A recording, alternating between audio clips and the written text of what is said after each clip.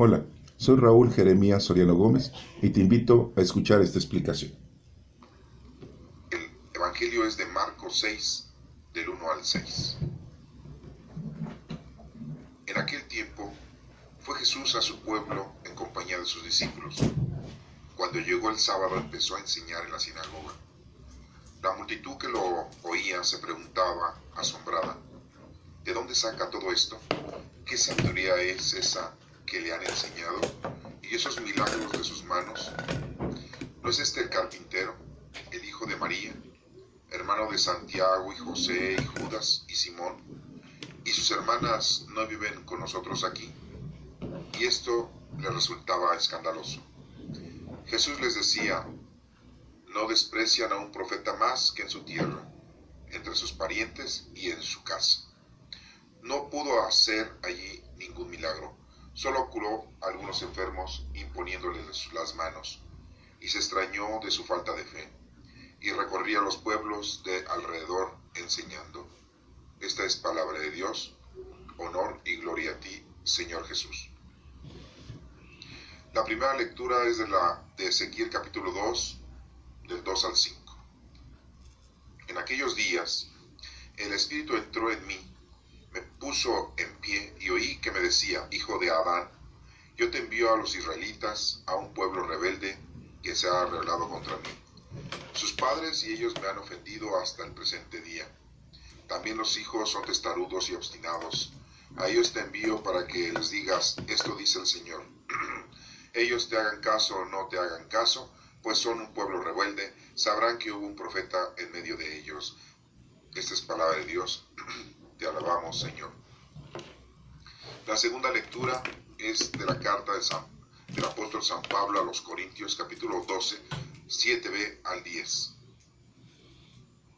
Para que no tenga soberbia, me ha metido una espina en la carne, un ángel de Satanás que me apelea, para que no sea soberbio. 3 veces he pedido al Señor verme libre de él, y él me ha respondido. Te basta mi gracia, la fuerza se realiza en la debilidad. Por eso muy a gusto presumo de mis debilidades, porque así residirá en mí la fuerza de Cristo. Por eso vivo contento en medio de mis debilidades, de los insultos, las privaciones, las persecuciones y las dificultades sufridas por Cristo, porque cuando soy débil, entonces soy fuerte. Esta es palabra de Dios. Te alabamos, Señor. En la lectura del Evangelio, al igual que la lectura de Ezequiel y la segunda carta de San Pablo a los Corintios, es la continuación de la explicación que hemos recibido en las últimas lecturas del Espíritu Santo. Vivimos la época del Espíritu Santo y el Espíritu Santo es quien nos mueve. Él es el que nos dirige y nos lleva a la santidad por medio de Cristo, por medio del camino de la salvación, y así podemos llegar a nuestro Padre Dios. No hay otra forma de podernos salvar.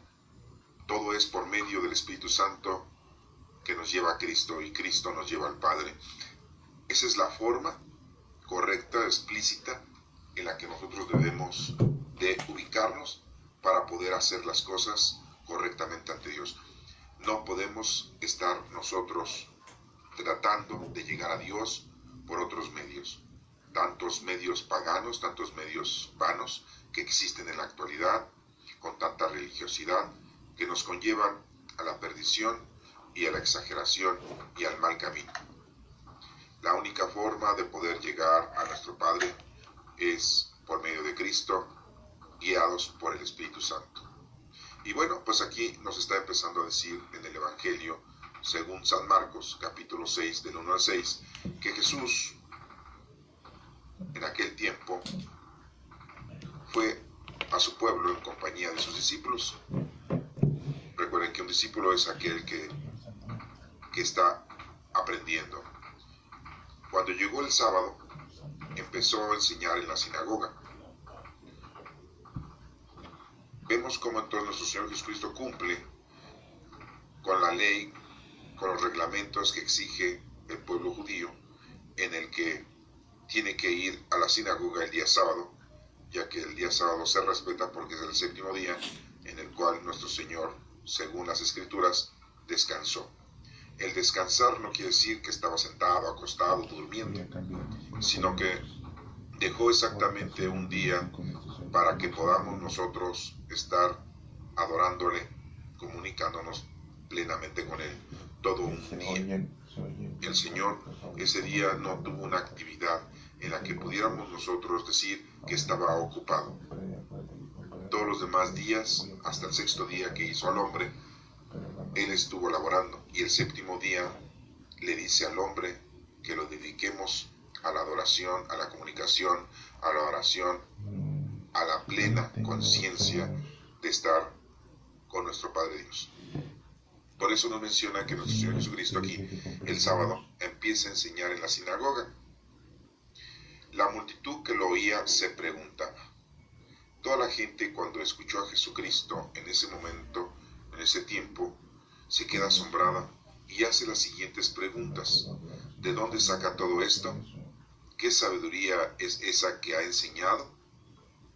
Y esos milagros de sus manos, muy claramente lo diagnostican, que Jesucristo hace milagros con sus manos. Y nos menciona, ¿no es este el carpintero? Jesucristo había seguido el mismo oficio que José, o sea, carpintero.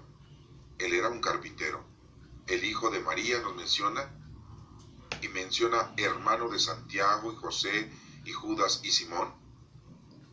Y sus hermanas, que ya no nos menciona los nombres de las mujeres, nada más menciona los nombres de los varones. Porque sabemos que los judíos no toman en cuenta a las mujeres. Y nos menciona otra pregunta, ¿no viven con nosotros aquí?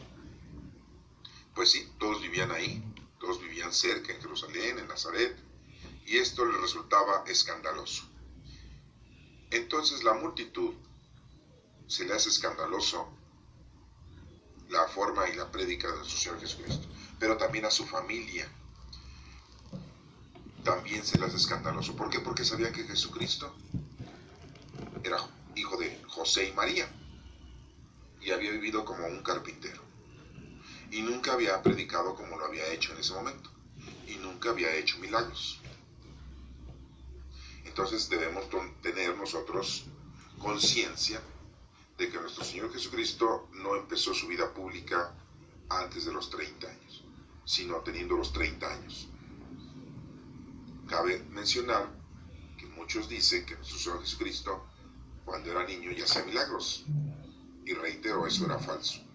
Porque aquí estamos aclarando perfectamente de que tanto la multitud como sus familiares se asombran. Y si Él hubiera hecho milagros desde antes, si Él hubiera predicado desde que era pequeño, desde que era joven, de esta forma, pues no se hubieran asombrado ni la multitud, ni sus vecinos, ni mucho menos sus familiares, porque sabrían que ya desde pequeño Él había sido una persona que había empezado a llevar una vida pública adoctrinando o con mucha sabiduría. Pero no es así. Entonces por eso aquí nos refiere de que la gente se asombra y su familia también. Pero vamos viéndolo de una manera primero histórica, porque si no, no vamos a entenderlo de esta manera teológica. Aquí nos menciona que, bueno, Jesús va a su pueblo, llega el sábado y lleva a cabo, ¿sí?, la actitud de enseñar. Y nos menciona aquí que la gente se pregunta que de dónde saca tanta sabiduría.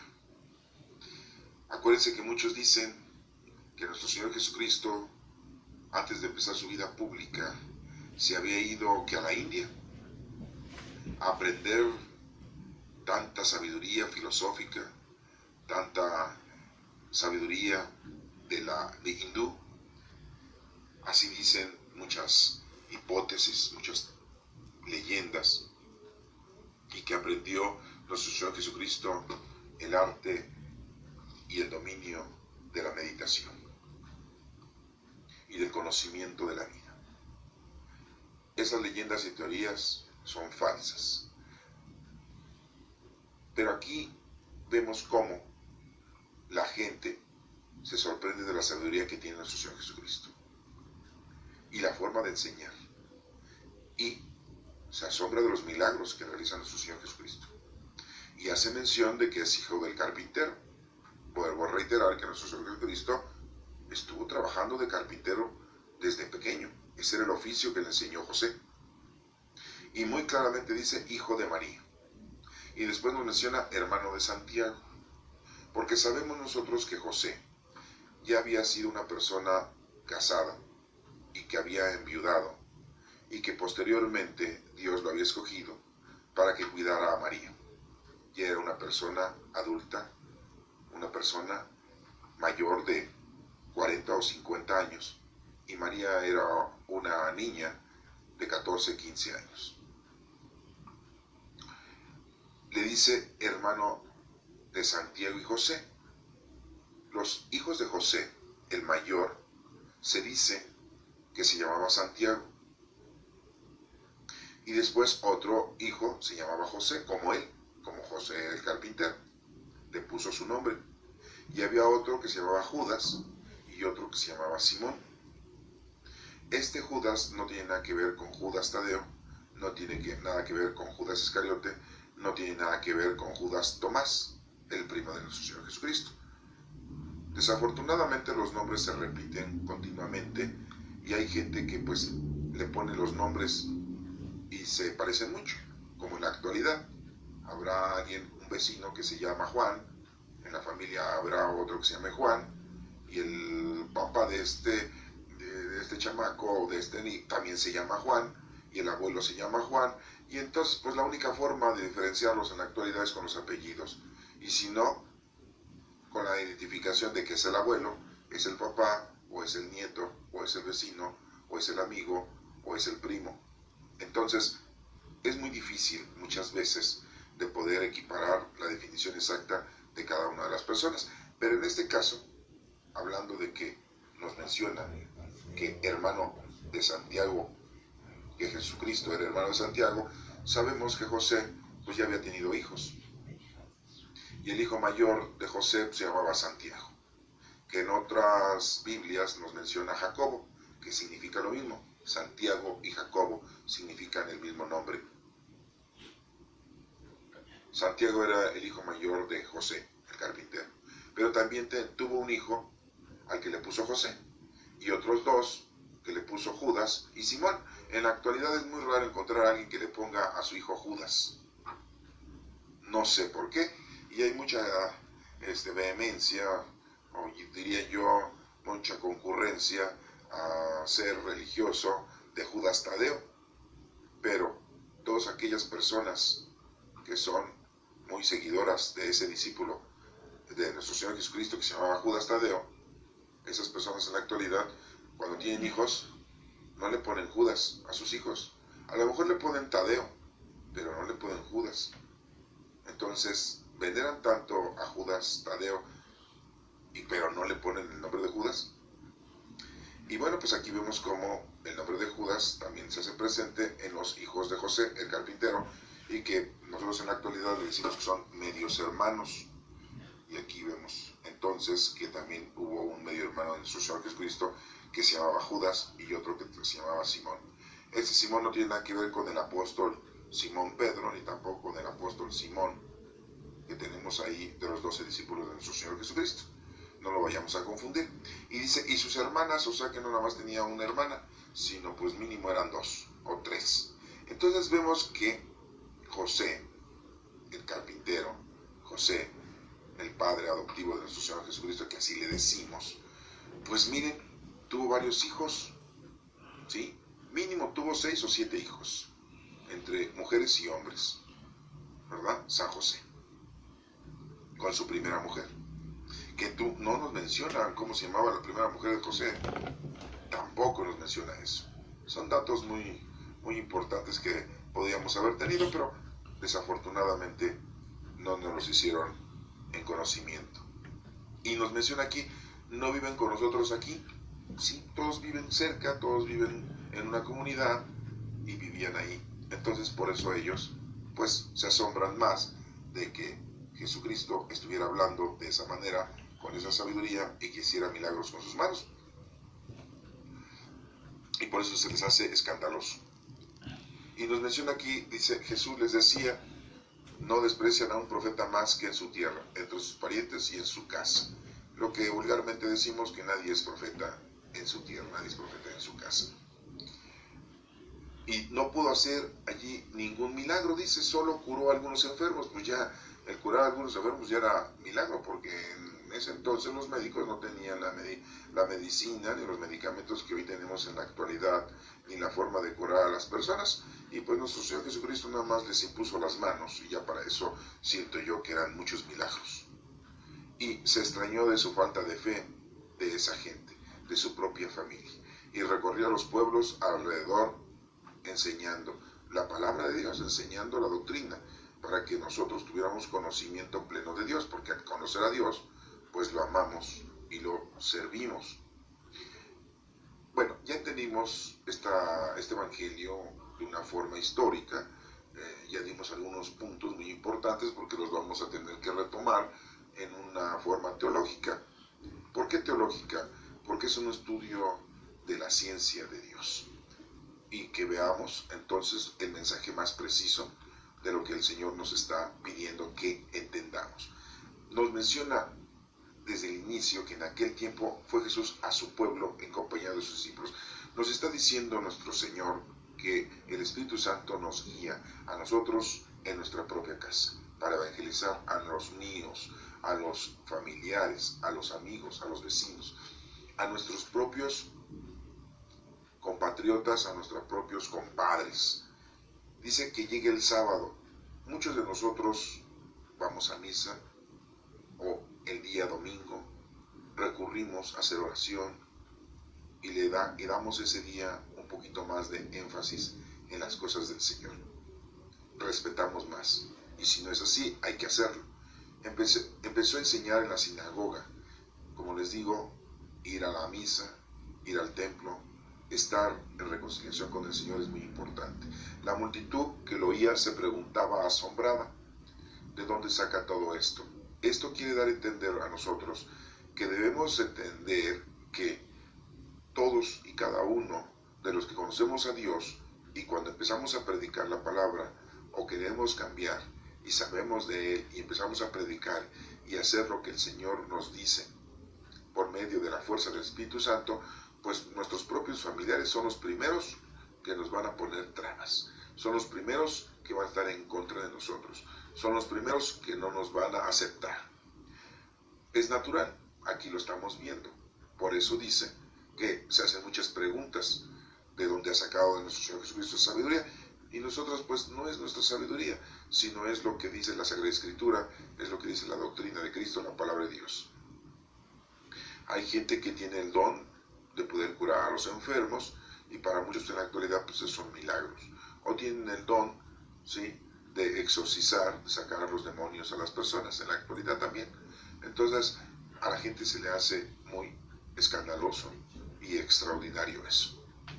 Y nos menciona aquí que pues nuestro Señor Jesucristo empieza o da inicio también con su propia familia, y nos menciona a sus familiares que son sus medios hermanos, y que está allí, ¿sí?, sus hermanas, que no nos menciona los nombres, y esto nos hace ver que la palabra de Dios debe de llegar a toda nuestra familia, y nosotros debemos de ser los que debemos de llevar a cabo ese menester de conocimiento de la doctrina de Cristo. Dice aquí que Jesús muy claramente dice que nadie es profeta en su tierra, que es muy difícil. Entonces, que no se te haga a ti escandaloso, ni tampoco te preocupes, ni te dé miedo. Eso pues ya lo está explicando nuestro Señor Jesucristo, de que va a ser muy difícil, y es lo que tenemos que hacer. Solamente nosotros tenemos que hacer lo que nos corresponde, hacer las cosas que el Señor nos está mandando, estemos con familia o no estemos con nuestra familia. Y dice que ahí no pudo hacer muchos milagros, o no hizo ningún milagro, nada más curó a los enfermos. Como les menciono, nosotros tenemos dones del Espíritu Santo y los tenemos que poner a trabajar. Puede ser el don de sabiduría, puede ser el don de conocimiento, el don de salud, de cuidado, de caridad. Son muchos los dones que tenemos, o algún don que nosotros tenemos y que lo debemos de poner en práctica para que los demás reciban también la fuerza de nuestro Señor por medio del Espíritu Santo. Entonces, en esta lectura estamos viendo que Marcos nos está mencionando que el Espíritu Santo es muy importante. Esa fuerza del Espíritu Santo es la que nos lleva a realizar el trabajo que el Señor nos ha dispuesto a cada uno de nosotros.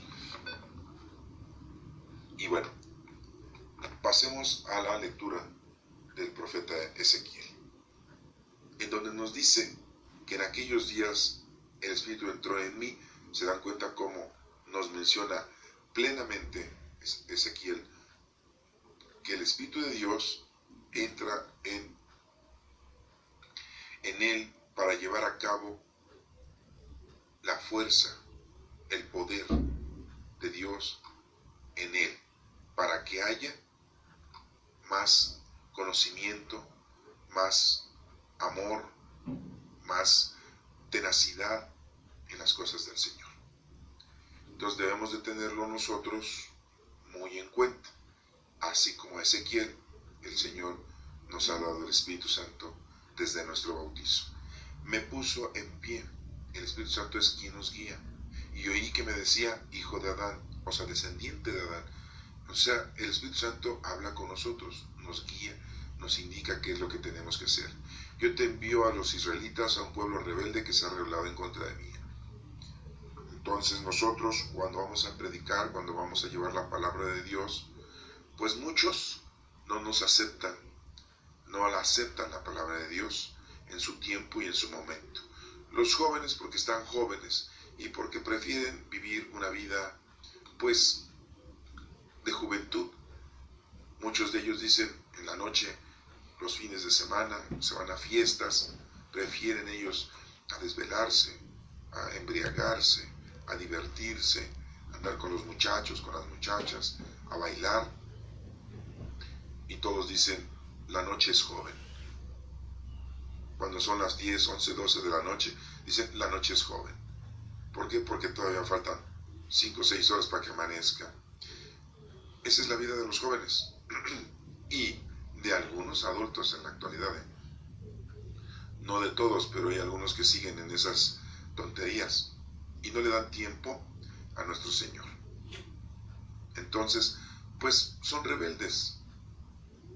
Se han rebelado en contra de Dios, no aceptan la palabra de Dios, no se dejan mover por el Espíritu Santo y desperdician su juventud en las cosas terrenales, mundanas y sociales. Y los jóvenes que aceptan a Dios desde su juventud, que aman a Dios desde que son jóvenes, tienen asegurado el futuro en esta vida, teniéndolo todo y recibiendo del Señor toda una fortuna, que es la salvación y la felicidad terrena. Entonces, pues les invito a todos esos niños, a todos esos jóvenes que escuchan la palabra de Dios y que la aprenden y aman a Dios y se ponen a trabajar a temprana edad, les aseguro que están ustedes con un futuro perfecto. Pero a todos aquellos jóvenes que no hacen caso y no quieren hacer caso de la palabra del Señor, su futuro es incierto y no va a ser feliz. Y cuando sean grandes y adultos tendrán infelicidad, tendrán problemas y se acordarán de esos momentos cuando eran jóvenes y que hacían y deshacían estúpidamente y desperdiciaban la vida en cosas mundanas y terrenales. Aquí nos menciona que sus padres y ellos me han ofendido hasta el presente día, dice Dios. Ese pueblo lo ha ofendido hasta este entonces. Por eso manda a Ezequiel para que hable con el pueblo.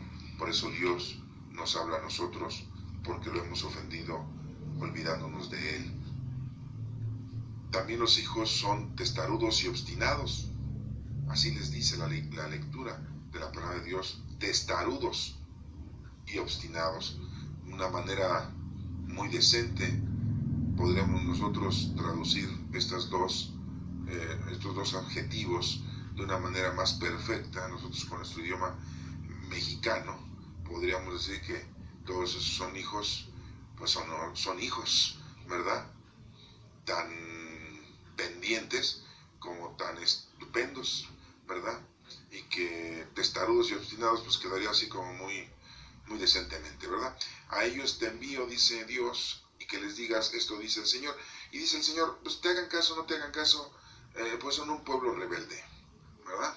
Sabrán que hubo un profeta en medio de ellos, al menos sabrán que un día alguien les dijo, ¿sí? Alguien les explicó, y ya cuando son viejos, se empiezan a reconciliar con el Señor algunos, otros pues se dan cuenta de que la han regado, y se arrepienten, qué bueno, que se reconcilien con el Señor, y se dan cuenta que desperdiciaron su vida, su juventud, en cosas vanas, en cosas inservibles, en cosas que pues solamente las disfrutaron de una manera terrenal.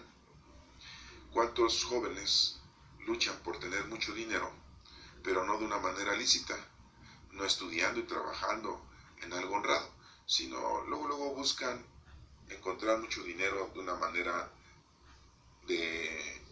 delincuencial? Y pues se cometen un error. Quisieran ganarse la lotería, empiezan a robar, y los jóvenes empiezan a tener problemas, y cuando se dan cuenta, algunos que sobreviven, se dan cuenta de que todo fue un error y que la decisión que tomaron fue errónea. No terminaron una carrera, se dedicaron a hacer el mal, pensaron que toda la vida les iba a durar su papá y su mamá y que los iba a mantener toda la vida, y cuando todo eso se acaba y ya son viejos, se dan cuenta que se han equivocado. Pero nadie experimenta en cabeza ajena.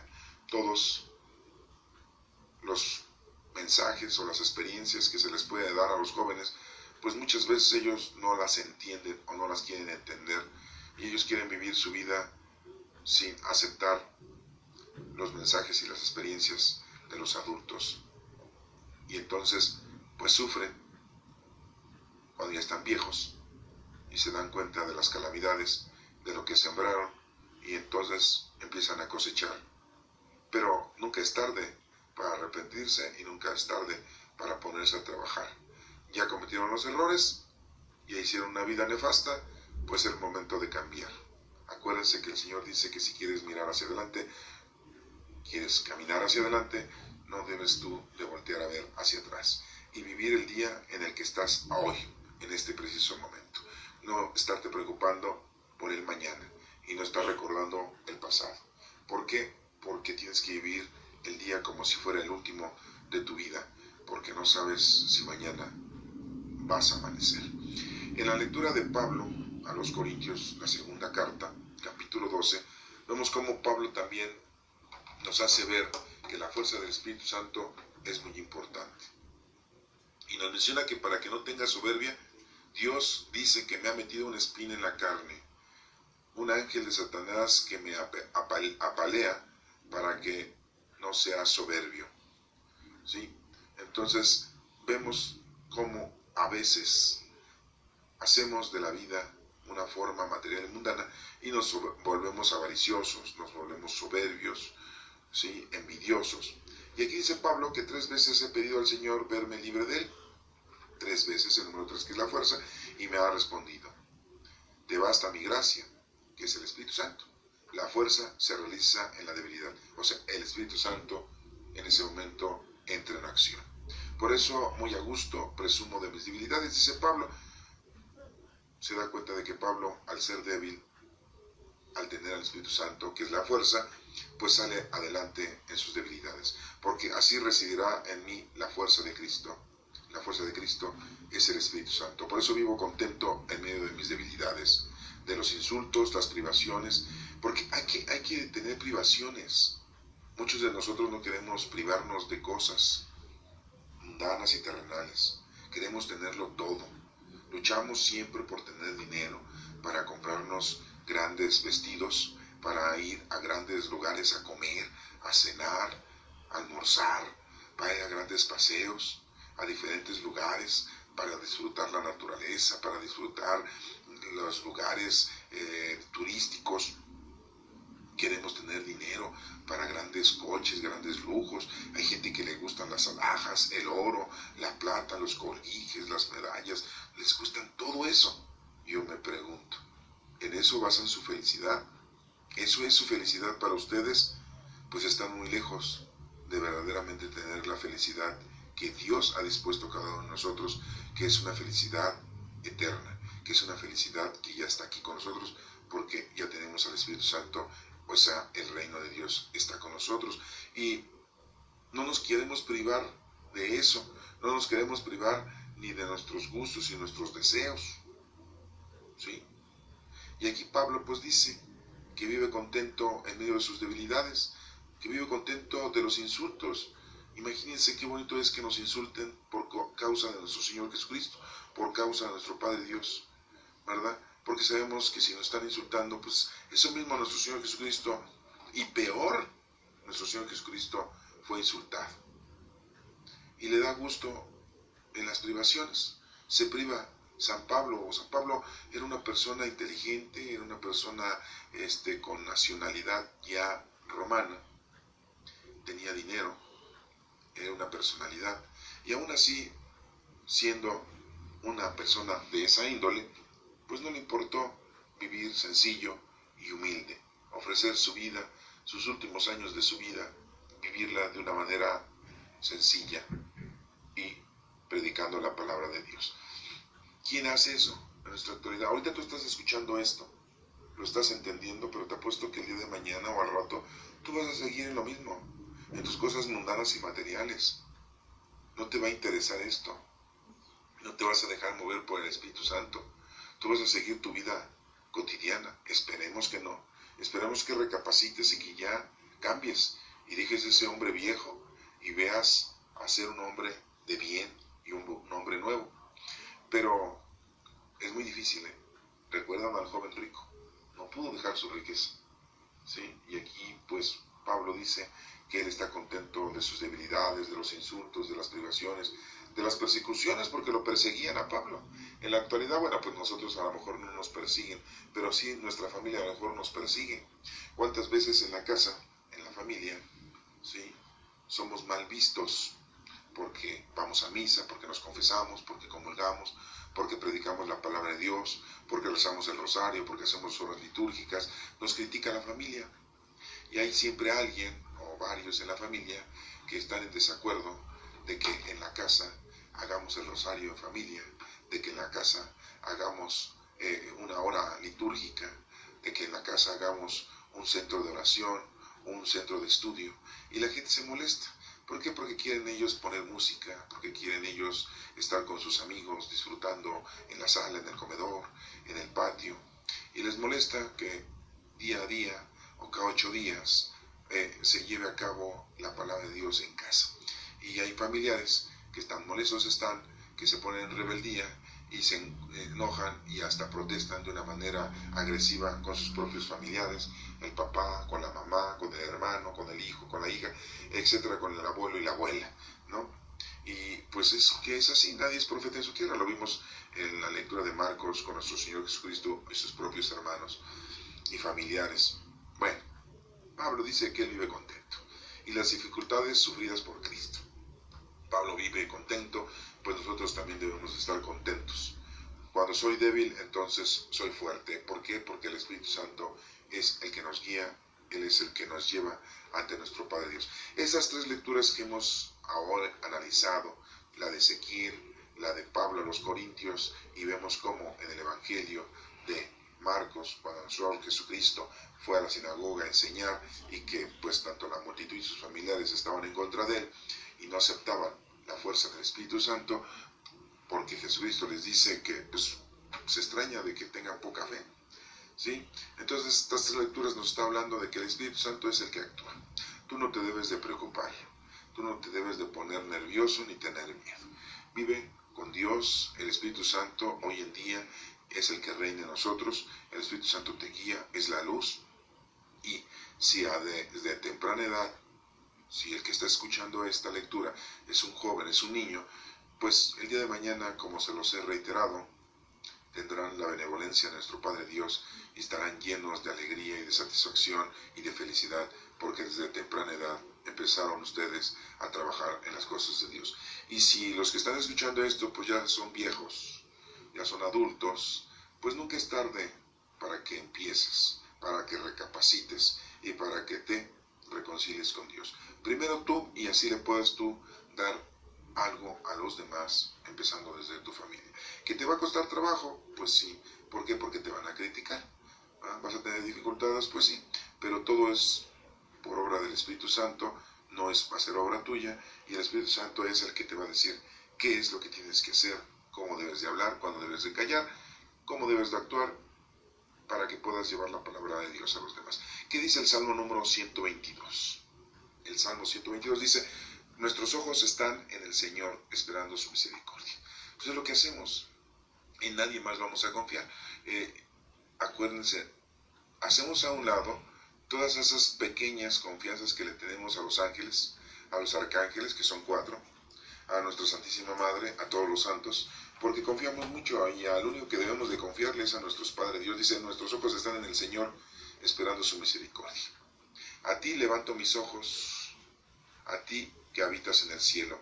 Acuérdense que el cielo es el lugar en donde está Dios, no es el cielo de nubes, como están los ojos de los esclavos fijos en las manos de sus señores. ¿Sí? Nos pone un ejemplo vil, cuando había esclavos en el mundo, que bueno, todavía existen por ahí en algunos lugares, pero los esclavos estaban siempre humildes, sencillos y a expensas de su patrón. Pues así nosotros vamos a estar como esclavos, ¿verdad? Sencillos y humildes, a esperas de la grandiosidad que el Señor, nuestro Padre Dios, nos da. Como están los ojos de la esclava fijos en las manos de su señora, así están nuestros ojos en el Señor Dios nuestro, esperando su misericordia. Siempre estamos esperando la misericordia de nuestro Padre Dios, porque Él es el que nos da casa, nos da vestido y nos da sustento. Y estoy hablando de una forma espiritual. Una casa no es una residencia ni paredes. Casa, vestido no es tu vestido de la ropa que estás usando ahorita, ni los abrigos, ni los grandes zapatos tan caros que te compras, ¿verdad? ¿Cuántos zapatos tiene un hombre en su vida cotidiana? Aproximadamente, según los estudios, dicen que un hombre de zapatos tiene de 10 a 15 pares, y una mujer le triplica, tiene de 40 a 50 o a 60 pares. ¿Y cuántas vestimentas tiene un hombre? También se triplica. El hombre tiene la tercera parte de lo que tiene una mujer. Si un hombre tiene 15, 20 pantalones, la mujer tiene 50 o 40 vestidos. Ustedes creerán que eso es exageración, pero no, es un estudio, ya es una estadística. Entonces, pues somos muy exagerados en las cosas mundanas, materiales, y no estamos hablando de casa, vestido y sustento, vestido de las cosas, de ropa.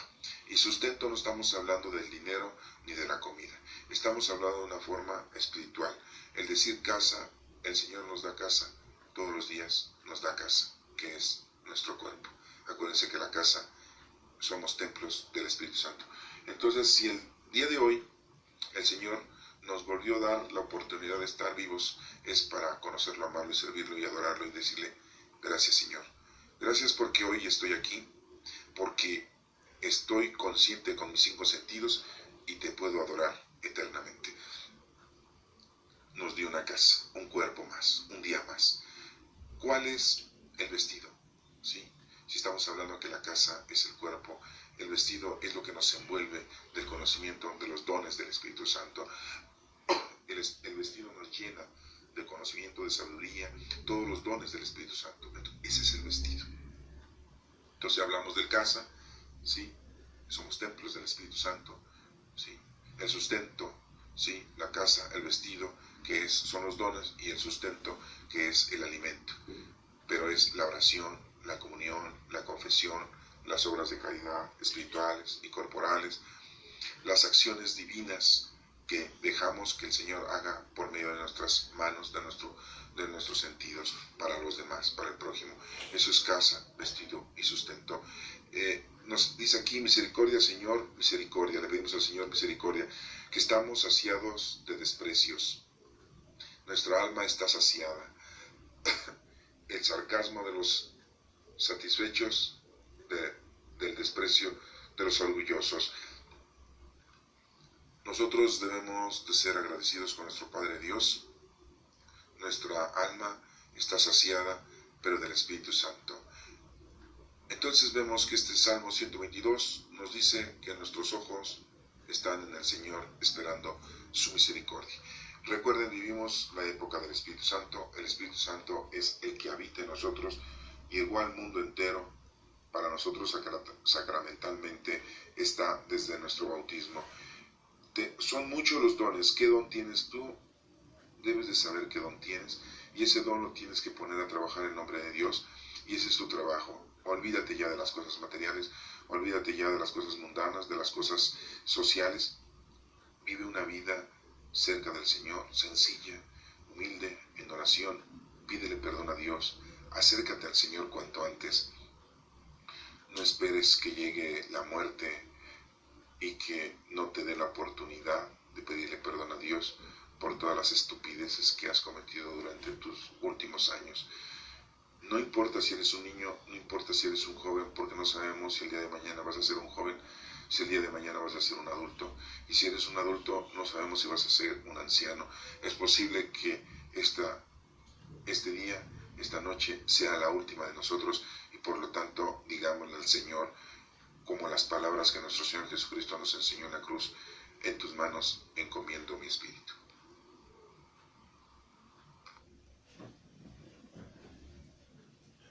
Que Dios te bendiga.